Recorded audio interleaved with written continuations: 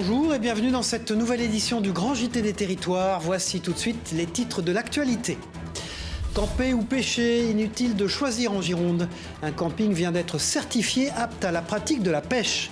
Explication à suivre dans quelques instants avec TV7, la chaîne du groupe Sud-Ouest. La forêt comme vous ne l'avez jamais vue ni goûtée, la rédaction de Vosges Télévisions nous conduira en balade à la découverte de la faune et de la flore comestibles, celle-là. Enfin, dans la Sarthe, vous découvrirez l'un des plus vieux métiers du monde, taillandier. Ils ne sont plus que quelques-uns à exercer cette activité pour l'amour des lames et du tranchant. Reportage en fin de journal avec LMTV Sarthe. Voilà, mais débutons ce journal avec un sujet qui sent bon les vacances d'été.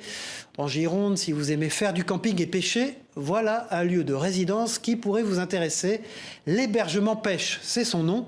Ce label vient d'être décerné à un camping de la région. Sur place, amateurs ou initiés trouvent tout aménagé pour la pratique de leur passion. Pas si mal. Reportage de Agathe Binstein pour TV7, la télévision du groupe Sud-Ouest. Regardez. Il est le premier camping girondin à recevoir le label hébergement pêche. Un label qui certifie que le lieu est parfaitement adapté aux pratiquants, mais pas que. Cette qualification mise en place par la Fédération nationale pour la pêche facilite l'accès à l'information pour les touristes, toujours plus nombreux à se rendre sur le lac d'Ourtin. Montrer qu'on est en capacité de les accueillir et de pouvoir les conseiller, c'est important parce que localement, c'est pas forcément toujours facile de bien trouver les spots de pêche, de bien comprendre comment pêcher, etc. Donc ça, c'est vachement intéressant. Et cette expertise, Karine et Serge ont eu envie de la partager. Les deux gérants du camping ont aménagé un gîte dédié aux touristes pêcheurs. Espace adapté, emplacement pour un bateau et décoration dans le thème. Ils ont également allongé les périodes d'ouverture du camping pour permettre entre autres aux pratiquants de s'y rendre en basse saison. Mais pour ces deux passionnés, ce n'est pas le plus important. C'est vraiment un échange en fait, on veut vraiment partager notre loisir avec tous ces gens-là. Donc voilà, le fait d'être authentifié, ça permettra aussi surtout aux pêcheurs de se dire tiens, à Ourtin, il y a des gens qui connaissent la pêche, qui ont des hébergements, qui nous comprennent et j'espère qu'ils viendront nombreux. Alors qu'il existe plus de 30 000 pêcheurs adhérents en Gironde, l'activité est peu valorisée au point de vue touristique. Le surf reste encore la star des stations du littoral. À Lacanau et Carcan en tout cas, 4 autres hébergements sont en cours de labellisation. Restons dans le sud-ouest et presque dans l'eau pour découvrir un autre atout touristique de la région, les ports de la ville de Ramonville, près de Toulouse. Cette petite commune abrite le deuxième plus grand port de plaisance du canal du Midi. 100 bateaux y sont arrimés et des habitants y vivent toute l'année.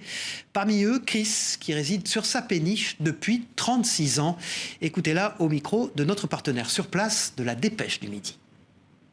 J'ai toujours été très nomade dans ma tête, si vous voulez. Et là, quand je suis arrivée à Toulouse, que j'ai vu les péniches, je me suis dit non, mais c'est ce qu'il me faut, quoi. Je suis arrivée à Toulouse avec tous mes enfants et en camion. Et là, j'ai dit, mais c'est ce qu'il me faut au lieu de déménager tout le temps. Et donc, j'ai acheté une coque, cette coque que vous voyez qui est magnifique. Enfin, ouais, je suis tombée amoureuse de la coque. J'ai bâti toutes les superstructures pour pouvoir habiter dedans. Et depuis, j'ai beaucoup navigué avec, voilà. Voilà, ici en plus de naviguer, vous profitiez de votre été pour vous balader en forêt. Partout en France, des accompagnateurs organisent des sorties pour mieux connaître la faune et la flore de nos bois. Dans les Vosges, vous allez le voir, une passionnée propose, elle, des balades gustatives à la découverte de plantes comestibles. Une cueillette suivie d'un atelier cuisine. Immersion lors de l'une de ces sorties avec Anaïs Gail et Hélène Leplat de la rédaction de Vosges Télévisions. Regardez. Paniers à la main et sans son éveil, pour ce petit groupe, ce n'est pas une balade comme les autres. Ici, on observe, on sent et surtout l'on goûte, car sous nos pieds, la forêt recèle de trésors gustatifs. Tu frottes, puis tu sens. Et le moins qu'on puisse dire, c'est que la nature réserve bien des surprises. Bien joué. C'est champignon, c'est quoi ça? Alors, c'est pas mal quand même. Parce que voilà une plante, non mais vous allez la sentir quand même, qui sent pas bon du tout quand on la ramasse, mais qui à la cuisson développe un parfum de champignons. Nous sommes du côté de Frébécourt, dans l'ouest vosgien. Ici, Blandine Cateau connaît les bois comme sa poche. Avec sa petite société Bleuet Sauvage, depuis 10 ans, elle propose des promenades gustatives à la découverte des plantes comestibles. L'idée, c'est donc d'emmener des petits groupes à la rencontre des plantes et de cueillir ce qui est utile pour faire ensuite un goûter ou un repas ou une mise en bouche. Parce que finalement, il y a beaucoup de plantes qui sont comestibles dans la forêt. Dans la forêt, on peut rencontrer une trentaine de plantes communes, courantes, qu'on peut ramasser quasiment pendant 6 mois de l'année. Et pierre des bois, plantain, alière ou origan sauvage, à chaque pas, les promeneurs découvrent de nouvelles saveurs, plus ou moins appréciées. T'étais le goûteur officiel, j'ai l'impression. Ah oui, il y en a des bonnes, ouais. Il y en a une, c'est un goût de concombre. Mais il y en a d'autres, c'est pas bon. Une manière aussi de se reconnecter à son environnement et de redécouvrir la forêt sous un œil plus avisé. On a quand même perdu pas mal de repères sur tout ce qui est nature, donc je pense que c'est très important de s'y remettre un petit peu. Direction les cuisines maintenant pour la transformation des plantes. Il faut d'abord bien les trier, puis les hacher, avant de concocter l'une des nombreuses recettes élaborées tout spécialement par Blandine. Ça, c'est parti, à la cuisson. Gâteaux au chocolat et lierre terrestre, cookies aux orties ou encore sablés à l'égopode, de quoi surprendre les papilles, et pourtant. Je pense qu'on revient à nos origines en faisant ça. Je pense que c'est pas si vieux que les grands-mères faisaient la soupe à l'ortie, là, au repas du soir. Mais à la dégustation, il semblerait que le travail est payé. Je trouve ça très bon. Et il y a des choses qui sont meilleures que les autres quand même. Un concept à découvrir donc à la journée ou à la demi-journée. Bleuet Sauvage propose en moyenne 2 ateliers par semaine, du mois d'avril jusqu'à fin septembre. Voilà, et la nature regorge, elle, vous allez le voir, de nombreux autres secrets. En Corse, l'immortelle fait partie des nombreuses richesses de l'île de Beauté. Cette plante à fleurs de couleur jaune est particulièrement réputée pour ses vertus.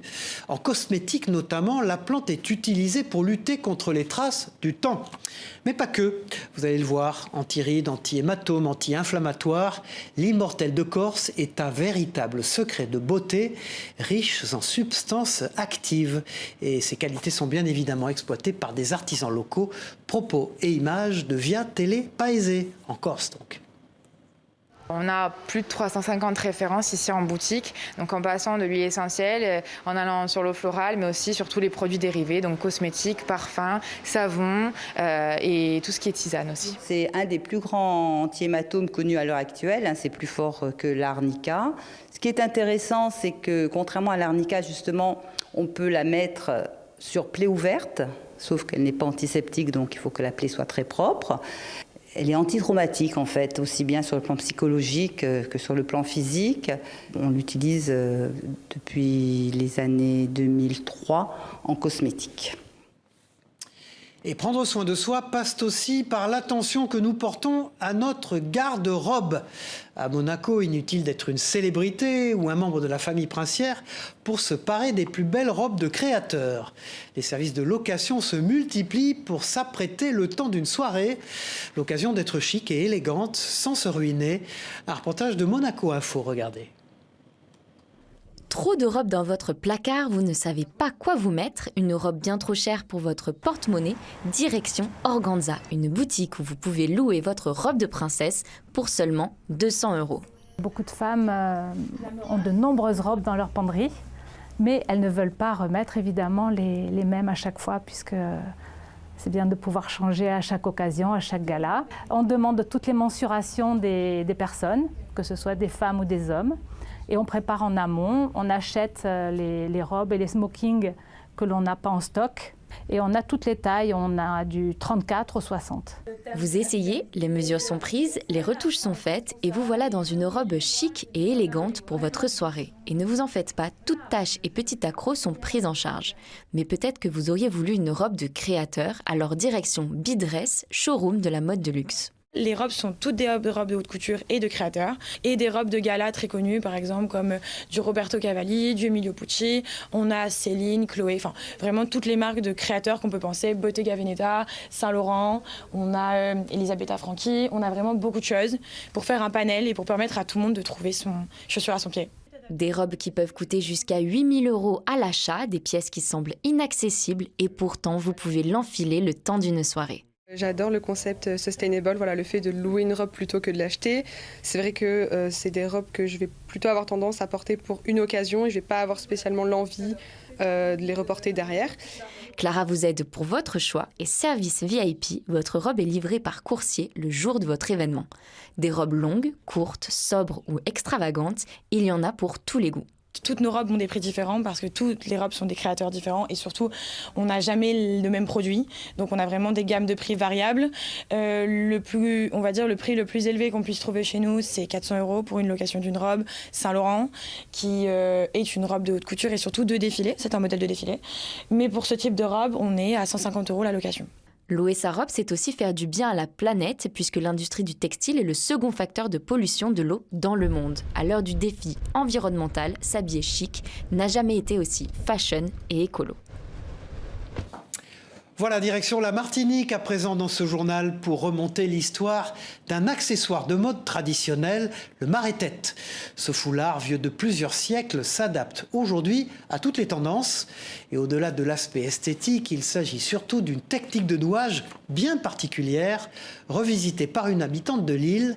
Gagnou Tom, de la rédaction de Via ATV, s'est rendue dans son atelier à Fort-de-France. Regardez. Nouer le maré-tête, c'est un geste vieux comme le monde. La pratique est née sur les berges du Mississippi en Louisiane en 1785. Une loi impose aux femmes de couleur de couvrir leurs cheveux. En réponse à l'asservissement, les affranchis transforment le foulard en accessoire de beauté. Aujourd'hui, le maré-tête est un véritable accessoire de mode. Coloré, de différentes formes, il se revisite selon les tendances. L'art de nouer le tissu, lui, n'a pas changé. Emmanuel le pratique au quotidien dans son atelier. C'est le modèle de la bamboche, qui est un jeu en fait de superposition de tissus et dans lequel il n'y a pas de nœud. Et en fait, les plis permettent après au tissu de rester bien stable. En fait, le maré-tête est antérieur à la coiffe créole traditionnelle qui a été portée pendant longtemps avec la robe créole. Un savoir-faire traditionnel qui fascine depuis toujours la styliste. Bamboche, pain de sucre et autres coiffes, autant d'expressions de cet art qui repose avant tout sur le nouage. Voilà plusieurs années qu'Emmanuel s'attache à rendre au maré-tête ses lettres de noblesse. Qui sont inscrits dans l'artisanat d'art, qui fassent partie de notre patrimoine culturel, et puis que les autres générations à venir aussi continuent à le porter.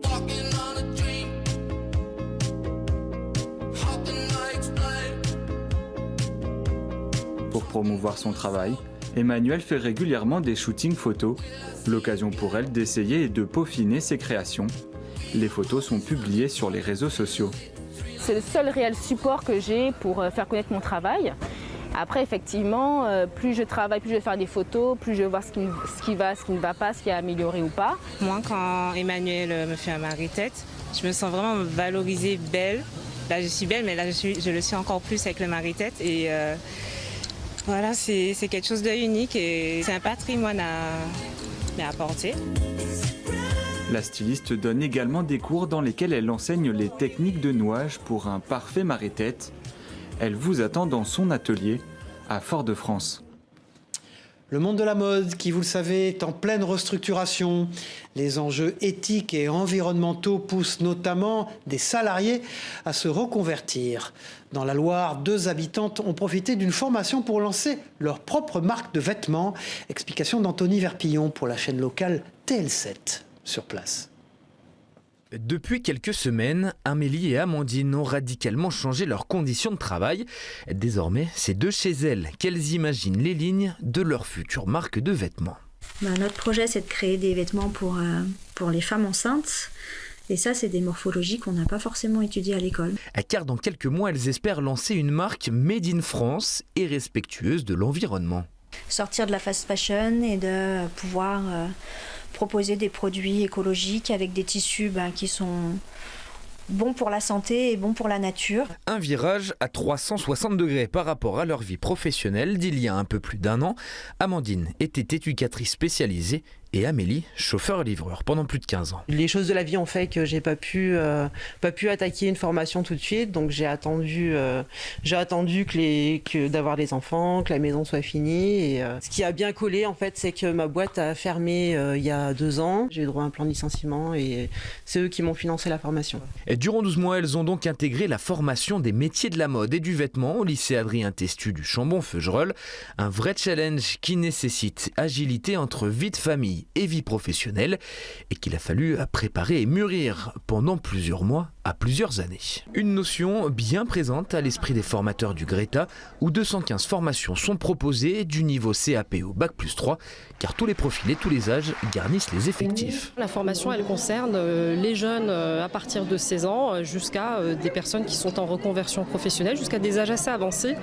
On le verra ce soir sur notre cérémonie, il y a une personne qui va témoigner qui a fait une reconversion professionnelle et qui a 59 ans. Et dans la Loire, ce sont les métiers de l'industrie, du bâtiment et de l'hôtellerie-restauration qui sont les plus en recherche de nouveaux candidats. Voilà, s'il n'y a pas d'âge pour se reconvertir, il n'y a pas d'âge non plus pour apprendre les langues étrangères. En Haute-Savoie, une entreprise propose aux enfants et aux adultes des séjours linguistiques dans des familles anglophones installées dans toute la France. L'idée originale séduit de plus en plus de monde, comme l'a constaté Victoria Lopez de 8 Mont-Blanc. Regardez. Since 109 Étienne a 14 ans, il est originaire de Paris et il a choisi de partir en séjour linguistique pour améliorer son niveau d'anglais. Je comprends l'anglais à l'oral, de parler c'est un peu plus dur. Pour prendre confiance et faire des progrès, il n'est pas en Angleterre mais à Gex dans l'Ain, chez les Bastos. Il passe une semaine en immersion avec chaque jour 1 heure de leçons dispensées par Max, l'aîné de la famille. On finit souvent par apprendre plus d'anglais juste dans les conversations qu'on en a d'un jour à l'autre ou pas forcément même dans les cours. Mais c'est aussi faire ces cours de 1 heure par jour pour un peu regarder le vocabulaire qui manquerait ou des points de grammaire. Les parents de Max, Emma et son mari Jonathan vivent en France depuis 19 ans. Leurs 4 enfants sont complètement bilingues et à la maison, ils parlent uniquement anglais. Il y a environ 4 ans, les Bastos ont décidé de devenir famille d'accueil. Ils ne sont pas très loin de chez eux, mais ils ont une vraie expérience anglaise dans une maison d'anglais et nous ne parlons qu'anglais à la maison. Mais ils ont l'avantage de savoir que nous parlons français. Mes enfants sont bilingues et donc s'il y a un problème, nous pouvons communiquer en français. Proposer des séjours linguistiques pour des jeunes ou des adultes sans changer de pays, c'est l'idée de Bettina Garberoglio. Et c'est sur les bords du lac d'Annecy où elle réside que le concept est né. J'ai une maman française, un papa allemand et je suis née aux États-Unis. Et je remarquais que ma maman recevait tout le temps plein de demandes pour trouver des familles d'accueil aux États-Unis. Et puis quand j'ai grandi, j'ai eu mes enfants que j'ai mis à l'école dans mon village. Et dans mon village, il y avait plein d'Anglais avec qui on interagissait. Et ça fait un peu un clic entre ces demandes de familles d'accueil et tous ces Anglais avec qui habitaient à côté de chez nous. La crise du Covid ayant complexifié l'organisation de voyages à l'étranger, l'offre de My English Family séduit de plus en plus de monde. Créée en 2015, l'entreprise compte aujourd'hui plus de 180 familles hôtes partout en France. C'est un métier en voie de disparition que nous allons découvrir dans ce journal maintenant. Taillandier, soit la fabrique d'outils à couper grâce à la maîtrise du feu. Ils ne sont plus qu'une poignée en France à exercer cette activité et parmi eux un Sartois qui a bien voulu ouvrir les portes de son atelier à Enzo Maubert de la rédaction de LMTV Sarthe. Regardez. Donc il faut une certaine couleur, une certaine température, là on est aux alentours de 900 degrés. Et donc si vous n'avez pas la bonne température, donc la bonne couleur, en fait vous allez mal déformer et vous allez plutôt esquinter votre métal qu'autre chose. C'est l'un des derniers représentants d'un savoir-faire ancestral. Pascal Turpin est l'un des 5 Thaïlandiers français.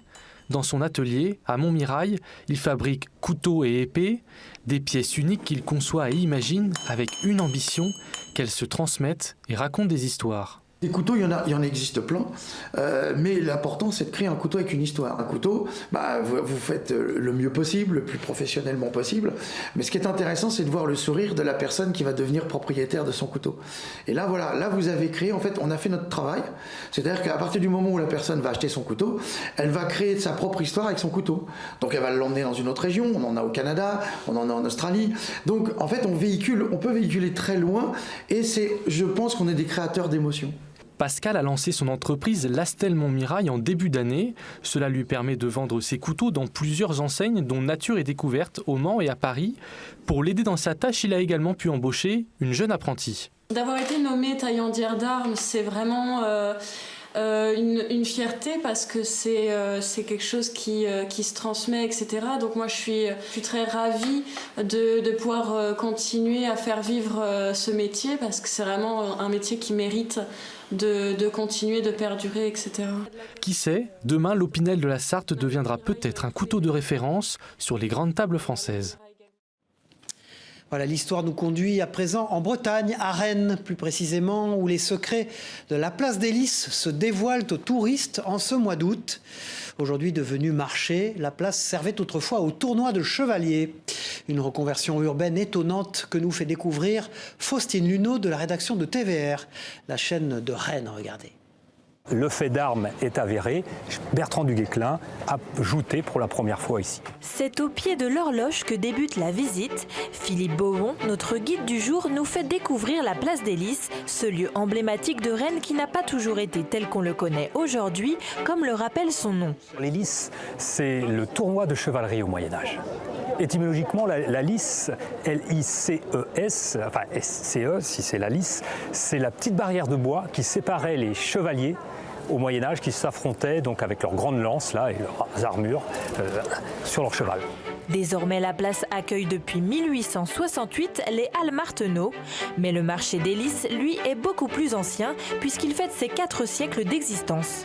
En 1622, il y a exactement 400 ans, eh bien, parce qu'il y a une épidémie de peste dans la région, on préfère que les marchands étrangers, en tous les cas à Rennes, ne rentrent pas dans la ville et donc le marché va avoir lieu pour la première fois à l'extérieur des remparts, dans un endroit où il y a de l'espace, là où avaient lieu les tournois de chevalerie. Pour célébrer cet anniversaire, Destination Rennes a fait appel à Bims et Braise, 2 artistes, pour réaliser une fresque de 60 mètres sur la place. L'idée, c'était pas d'illustrer directement tout ce qui se fait dans les marchés, mais de l'évoquer.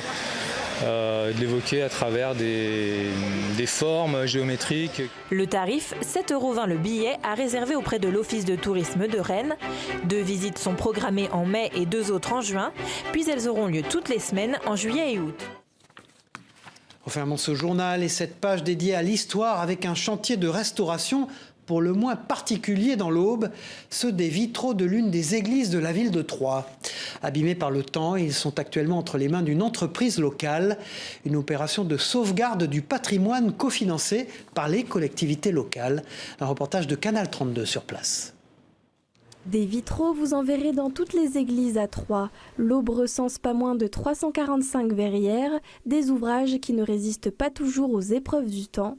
C'est le cas de ces 2 vitraux de l'église Saint-Nicolas qui méritent de faire peau neuve. Donc là, les vitraux ont été déposés, ils vont être dessertis, nettoyés. Donc le poste de nettoyage est très long et très précautionneux, puisque le vitrail, c'est à la fois une œuvre d'art peinte, donc avec une couche picturale fragile, mais également c'est un objet qui a servi à faire l'étanchéité du bâtiment. C'est vraiment une joie de pouvoir restaurer ce patrimoine qui est vraiment le nôtre. Après la Seconde Guerre mondiale, ces 2 baies ont été reposées en force dans une pierre trop dure, d'où leur aspect gondolé. Elles ont également été badigeonnées à l'huile de vidange pour l'étanchéité. Un gros travail de nettoyage s'impose. L'idée, c'est de restaurer pour redonner toute sa lisibilité à l'œuvre, pour que les gens puissent voir dans l'église ce que représentent les vitraux. Et en même temps, il faut que ce patrimoine soit conservé pour les générations à venir. Et donc, on ne fait plus l'étanchéité avec les vitraux restaurés, mais avec une verrière de protection, qui est une verrière sacrificielle, et qui va servir en fait à protéger le vitrail de la pollution, de l'eau de condensation, des intempéries. Et donc, on ferme toute l'église avec une verrière de doublage et on réinstalle par l'intérieur les vitraux anciens une fois qu'ils sont restaurés. L'atelier a 10 mois pour restaurer ces joyaux du XVIe siècle. Tous les corps de métier nécessaires à la restauration d'un vitrail sont réunis à la manufacture Vincent Petit, chose assez rare pour un atelier. On voit la tête de Saint-Augustin avec ses plombs de casse et également dans sa mitre. Et on pourra vraiment supprimer les plombs de casse, après avoir bien entendu tout nettoyé et desserti, pour être ensuite réassemblé et puis retrouver aussi le plan. Attachée à son patrimoine, la ville de Troyes a mis en place un plan pluriannuel d'investissement pour la restauration de ses vitraux.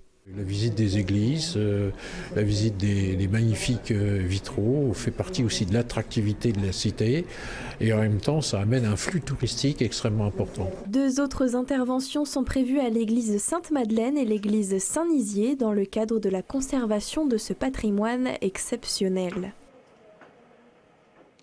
Voilà, c'est la fin de ce grand JT des territoires. Merci de nous avoir suivis. On se retrouve très vite pour une autre édition. Au revoir à tous.